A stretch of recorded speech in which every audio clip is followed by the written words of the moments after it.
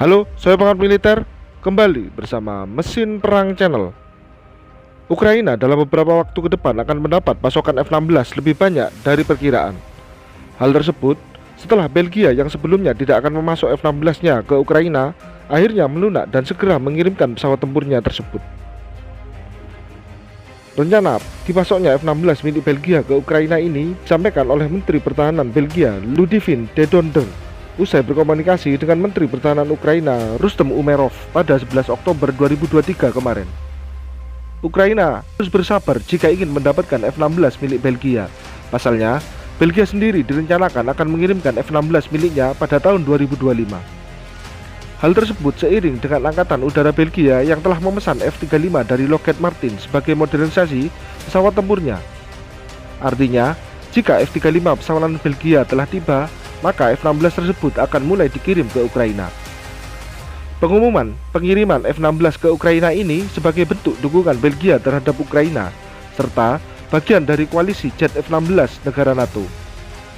Sebelum F-16 dikirim pada tahun 2025, Belgia akan mulai melatih pilot hingga kru darat pasukan Ukraina pada tahun 2024.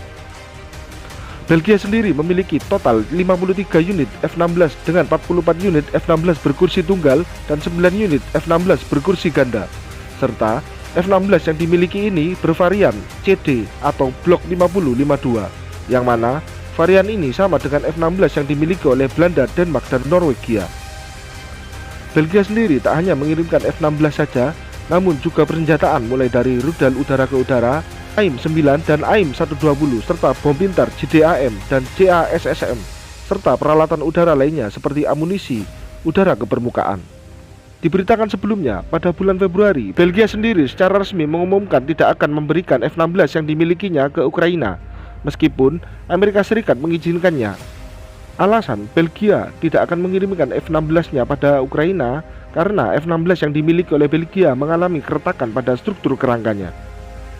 Jika dipaksakan, maka F-16 ini malah membahayakan pilot karena kondisi kerusakan sekecil apapun pasti berdampak pada kondisi pesawat. Tak hanya itu, jika Belgia tetap memasok Ukraina dengan F-16, maka dikhawatirkan Belgia akan masuk menjadi peserta perang yang saat ini terus berlangsung antara Ukraina dan Rusia. Sampai sejauh ini, Belgia telah memasok Ukraina dengan berbagai persenjataan, diantaranya senjata otomatis, kendaraan lapis baja, LIN, 200 unit lebih truk, amunisi, bahan bakar, serta bantuan pendanaan sebesar 61,5 juta euro. Amerika Serikat sendiri telah mengizinkan negara yang tergabung dengan NATO untuk memasok F-16 ke Ukraina. Dari situlah, kemudian Belanda dan Denmark serta Norwegia bersedia memasok F-16-nya ke Ukraina.